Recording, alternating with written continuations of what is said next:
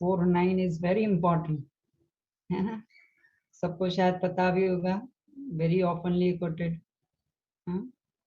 जन्म कर्म च मे दिव्यम एवं यो वेत्ति तत्त्वतः त्यक्ता देहम पुनर्जन्म नैति मामेति सोऽर्जुन। एक आसान तरीका भगवान के पास जाने के लिए बता रहे हैं भगवान, जो है चैप्टर का नाम दिव्य ज्ञान।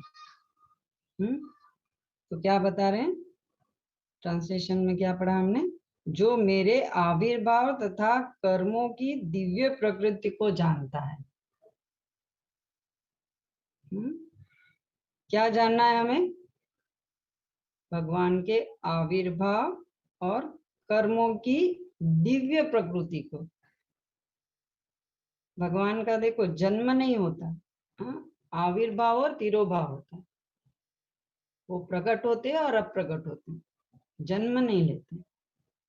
जैसे हमने कृष्ण लीला कृष्ण बुक में पढ़ते हैं ना, भगवान का प्राकट्य जो चैप्टर है, भगवान देवकी के गर्भ से नहीं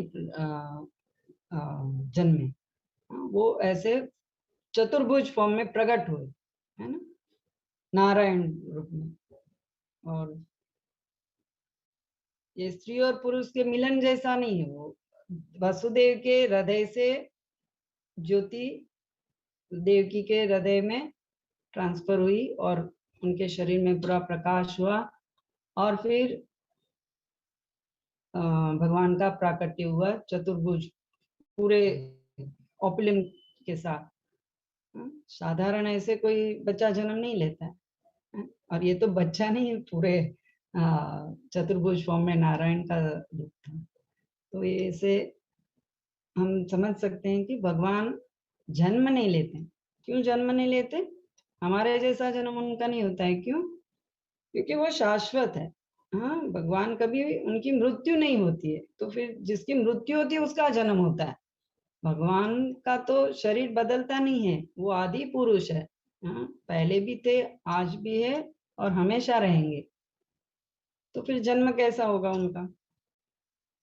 हमारा जन्म होता है क्योंकि हम शरीर बदलते हैं, हम मृत्यु के बाद हमारा शरीर बदल जाता है, पंचभूत का शरीर हमारा जो है, वो जल के राख हो जाता है और हमें अपने कर्म के अनुसार दूसरा शरीर मिलता है।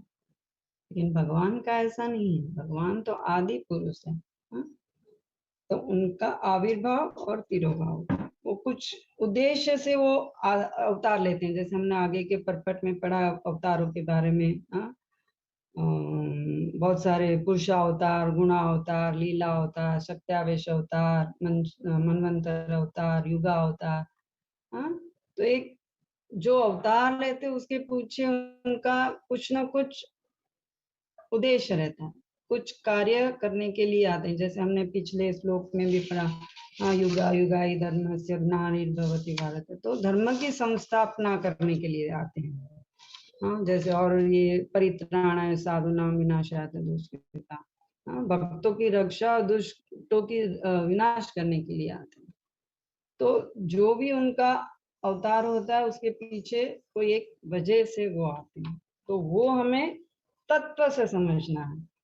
तत्व बोलेंगे तो थरो अंडरस्टैंडिंग, कि भगवान ने ये अवतार क्यों लिया, ये अवतार में उन्होंने क्या किया, क्यों किया, है ना। डीप नॉलेज, जैसे 3 प्रकार के ज्ञान है ना, ब्रह्मन रियलाइजेशन, परमात्मा रियलाइजेशन एंड भगवान रियलाइजेशन। तो भगवान रियलाइजेशन तक हमें समझना है। जैसे सूर्य का उदाहरण हम देते हैं कि सूर्य के प्रकाश को ही लोग मान लेते हैं कि सूर्य है, लेकिन ज्यादा जब भी उसके बारे में हम जानेंगे तो सूर्य का प्रकाश ही नहीं है, सूर्य का एक गोला है, उसको गोल आकार है। और डीप में उसको जानेंगे तो हमें पता चलेगा कि सूर्य देव भी है, सूर्य लोक है, वहां जीवात्माएं रहती है। तो ऐसे ये ज्ञान हमें थोरो अंडरस्टैंडिंग होनी चाहिए। तो भगवान के बारे में तो तत्व से जानना, पहले तो जानने के लिए एक क्वालिफिकेशन चाहिए। क्या कि भगवान पे पहले तो श्रद्धा होनी है। और भगवान ने आगे के श्लोक में बताया, भक्त्या माम अभिजानाति, भक्त ही भगवान के बारे में समझ सकता है, क्योंकि उनकी जो भी लीलाएं हैं, उनके जो अवतार कर्म, जो भी एक्टिविटी वो करते हैं, वो दिव्य है। दिव्य बोले तो वो ट्रांसेंडेंटल स्टेज पे है। उनकी जो ट्रांसेंडेंटल बोले तो हमारे कंसीव से ऊपर है, हम उसको हमारी समझ से परे हैं। उनकी उनके कार्य ऐसे ट्रांसेंडेंटल होते हैं कि वो हम कंसीव नहीं कर पाते। जैसे कि कृष्णा ने गोवर्धन उठा लिया, छोटे इतने 7 साल के थे, 7 दिन तक उन्होंने गोवर्धन उठाया। तो साधारण लोग उसको बिलीव नहीं करते। नरसिम्हा देव का अवतार हुआ, नरसिम्हा ऐसे बोलते, ऐसे कैसे ये है स्वरूप उनका, हाफ लायन हाफ ह्यूमन। हाँ, तो वो भी लोगों को इतना कंसीव नहीं होता है। जैसे कल भी 12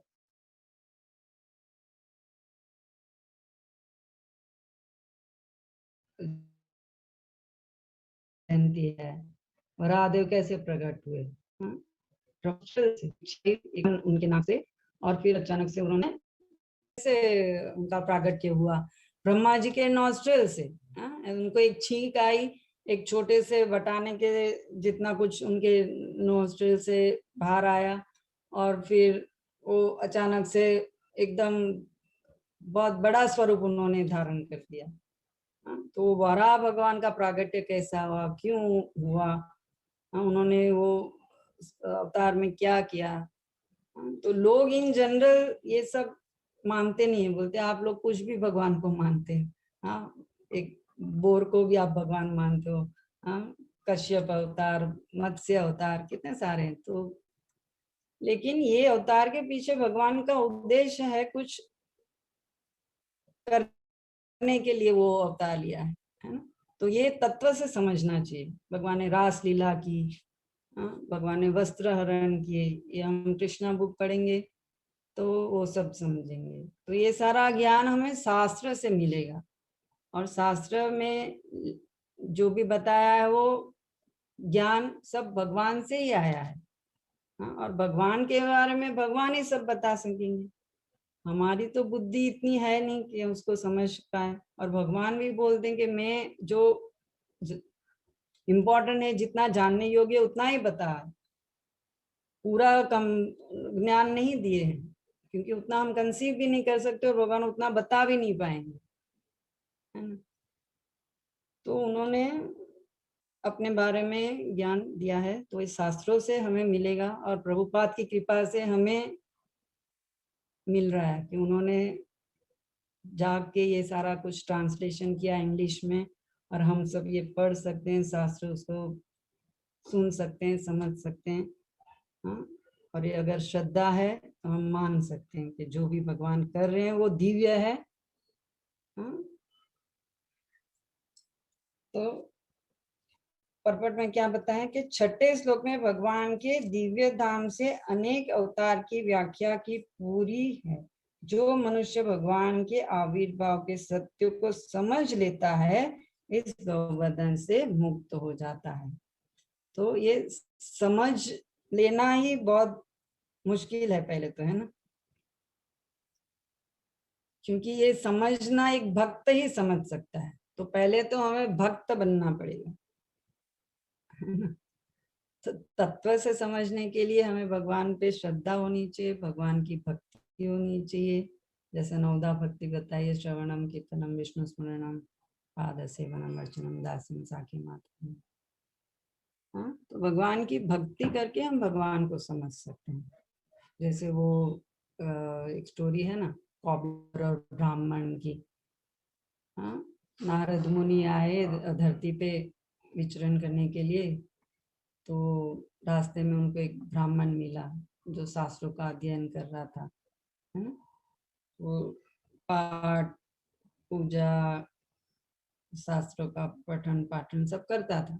हाँ, और नारद जी जब ये अचानक आगमन हुआ तो उन्होंने पहले तो प्रणाम किया, अरे अरे देवर्षि मुनि आप आए, आइए आइए, प्रणाम किया, आप तो देवलोक से आए होंगे, हाँ, तो हमारा एक काम करोगे, भगवान से मेरे लिए पूछोगे मेरी मुक्ति कभी होगी। तो नारद मुनि बोले हाँ, मैं जब भी वापस जाऊंगा तभी मैं भगवान से पूछ लूंगा। तो धन्यवाद करके वो चले गए। हाँ, और बोलते हैं आगे जाके फिर एक उनको कॉबलर मिला, मोची। हाँ, वो एक झाड़ के नीचे बैठ के जूते सिलाई करता था। तो उन्होंने देखा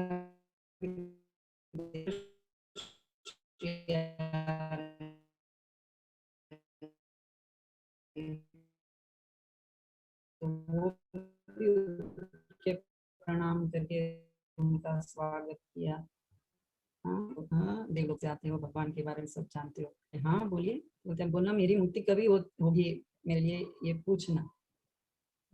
नारद मुनि बोले जरूर, मैं जब भी वापस जाऊंगा भगवान से मिलूंगा तभी मैं जरूर आपका ये प्रश्न का उत्तर लेकर आऊंगा। तो ऐसे जब भी नारद मुनि भगवान को जब भी मिले तभी उन्होंने ये सारी बातें बताई कि मैं मृत्यु लोक में गया था और ऐसे एक ब्राह्मण को मिला। हाँ, तो उन्होंने प्रश्न पूछा है कि उनकी मुक्ति कभी होगी, तो मैं क्या उत्तर दूं। हाँ, तो भगवान ने कहा उनको बोलना कि आपको और 4-5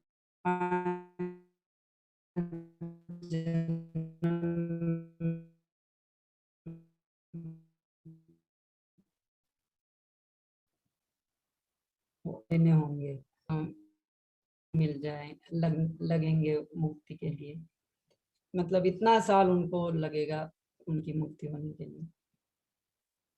लेकिन आप और एक उनको बताना कि वो पूछेंगे कि भगवान कैसे हैं, क्या कर रहे थे, तो उनको बोलना कि भगवान एक हाथी की नोक से, सॉरी, सुई की नोक से हाथी पसार कर रहे थे। तो बोलते नारद को भी थोड़ा सरप्राइजिंग हुआ, क्या सुई की नोक से एक हाथी पसार कर रहे थे। बोलते आप जाएंगे तो ये बताना। वो पूछेंगे कैसे हैं भगवान, क्या कर रहे थे, तो बोलते ठीक। तो फिर जब ये वो धरती पर आए वापस, जब भी तभी पहले ब्राह्मण को मिले। हाँ, और ब्राह्मण ने वही प्रणाम किया, उनका स्वागत किया। आइए आइए देवचनारी, कैसे हो, हाँ भगवान कैसे हैं, क्या कर रहे थे। तो नारद मुनि ने बोला भगवान एक सुई की नोक से हाथी को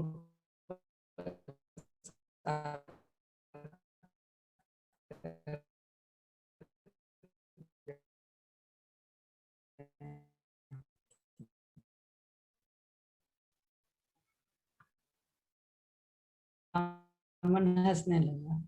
बोलते क्या कर रहे हो? हाथी की सुई की नोक से हाथी ठीक है होगा। हाँ, मेरे पर वो तो हाय करने को भी अभी और जन्म लेने पड़ेंगे। तो भगवान को जब भी मिले तो उन्होंने सारी बातें बताई कि मृत्यु लोक में मैं गया था और मुझे एक ब्राह्मण मिले और ब्राह्मण ने सवाल पूछा है आपसे कि उनकी मुक्ति कभी होगी। तभी भगवान बोले वो ब्राह्मण को बोलना कि आपको और 4-5 जन्म लग जाएंगे। हाँ, और फिर वो नारद मुनि बोले मुझे एक मोची भी मिला, उन्होंने भी यही प्रश्न पूछा था कि उनको कभी मुक्ति मिलेगी। तो भगवान ने बताया कि मोची को बताना कि आप पेड़ के नीचे बैठ के काम कर रहे हो, वो पेड़ पे जितने पत्ते हैं उतने जन्म आपको और लगेंगे मुक्ति के लिए। तो बोले ठीक है।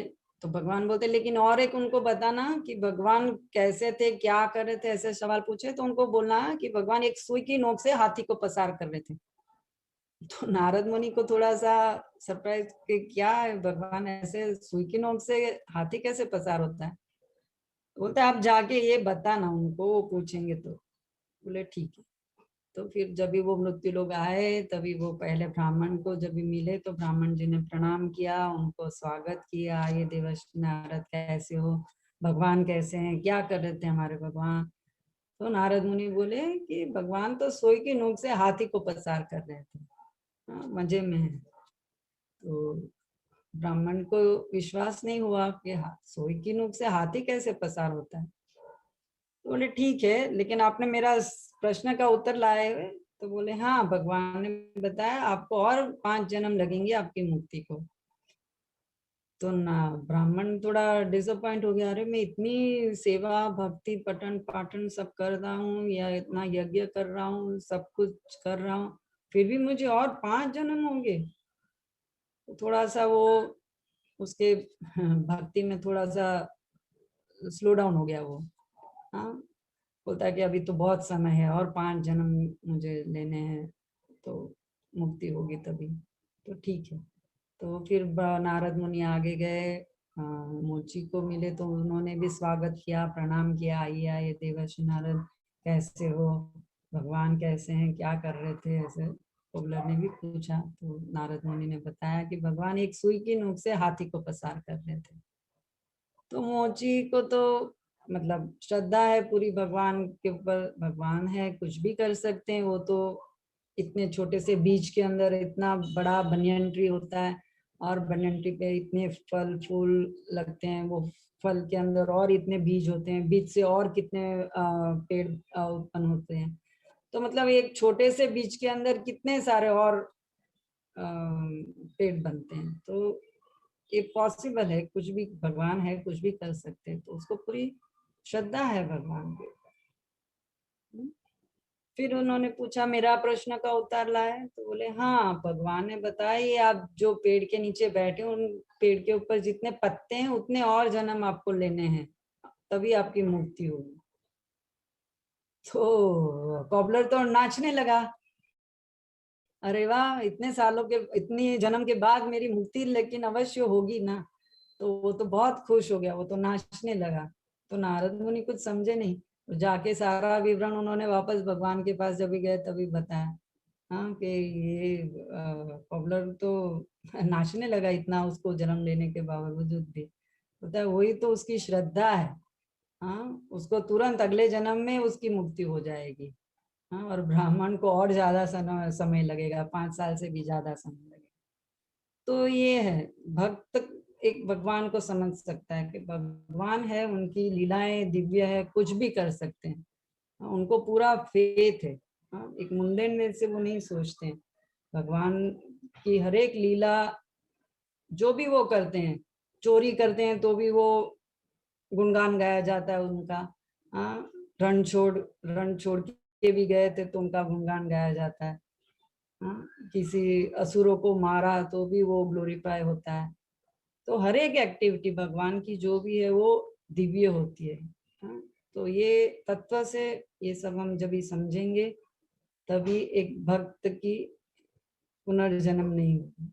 हाँ, ये शरीर छोड़ने के बाद उनको पुनर्जन्म नहीं होता है। लेकिन साधारण लोग, उनके लिए बहुत ये मुश्किल है, निर्विशेषवादी तथा योगी जनों के लिए।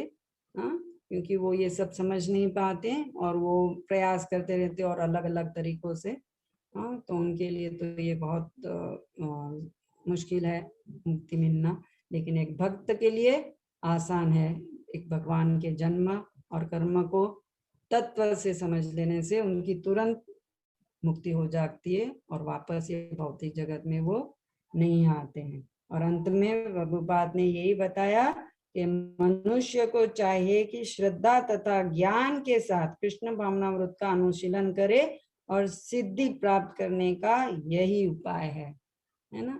अभी 2 दिन पहले प्रभुपाद का कोट था कि एक मेडिसिन के ऊपर इंस्ट्रक्शन देते हैं कि ये दवाई कैसे लेनी है, या फिजिशियन हमें प्रिस्क्राइब करता है कि ये दवाई कैसे लेनी है। हाँ, तो उसी तरह से हमें लेनी है, तभी वो फायदा करेगा। तो ये भगवत गीता भी स्वयं साक्षात भगवान के मुंह से निकली है, तो ये गीता को भी एज इट इज हमें समझना है। जैसा इसमें भी उदाहरण दिया, एक हनी की बोतल को भारत से चाटने से उसका स्वाद नहीं आएगा, है ना, वो हमें एक्सपीरियंस करना पड़ेगा।